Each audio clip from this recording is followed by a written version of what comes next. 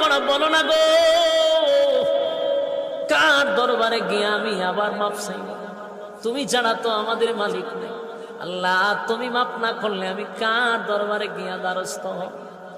আর আমার মতো গুনাহগারে যদি মাপ না করে জাহান্নামের আগুনে জ্বালাও, বলো না তোমার কি ফায়দা হবে, তোমার কি লাভ হবে? এইভাবে 40 দিন টানা কান্না শুরু করছে। কানতে কানতে কানতে চোখ দিয়া পানি পড়ে না, এখন রক্ত পড়ে। এমন কান্না কানছে রে, এমন ভাবে তওবা করছে, তওবা করতে গিয়ে আমার মালিক নিয়ে তো খুশি করা করছে।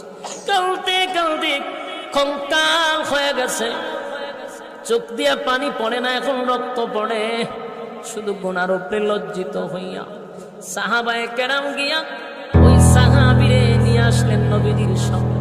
নবীজি তাকায়া দেখে সাহাবী চোখ দিয়া রক্ত পড়ে, শরীরটা যেন কঙ্কাল হয়ে গেছে। আল্লাহর নবী তাকায়া দেখে যেই মাত্র সাহাবী নবীর সামনে হাজির, শরীরটা তো অর্ধেক কঙ্কাল হয়ে গেল, চোখ দিয়া রক্ত পড়তেছিল, আর শরীরে শক্তি নাই, কথাও বলতে পারে না। এমত অবস্থায় নবী তাকায়া দেখে তার পাশেই মালাকুল মউত আজরাইল দাঁড়ায় আছে। কি বুঝলেন? নবীজি অবাক হয়ে গেল, এই সাহাবীর পাশে তো মালাকুল মউত আজরাইল দাঁড়ায় আছে। আল্লাহর নবী সাহাবীরে জড়ায়া ধইরা বলেন, সাহাবীরে আমার আল্লাহ তোর প্রতি বড় খুশি। এমন আজরাইল মালাকুল মউত আজরাইল বলে, নবী গো আমি আসছি আপনার এই সাহাবীকে নিয়ে যাওয়ার জন্য। নবীজি সাহাবীরে জড়ায়া ধইরা কান্দে আর বলে, সাহাবীরে কান্দিস না, আমার আল্লাহ তোর প্রতি খুশি হয়ে গেছে।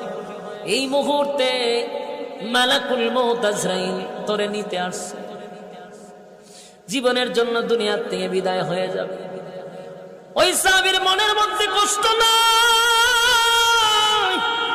চিরদিনের জন্য দুনিয়া ছেড়ে চলে যাবে, কোনো কষ্ট নাই গো।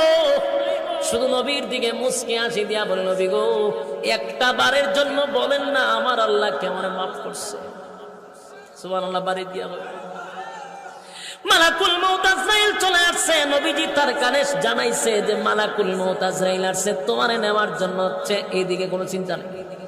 নবীর দিকে তাকায়া বলে, নবী গো একবার বলেন না আমার মালিক কে বলে মাফ করছে।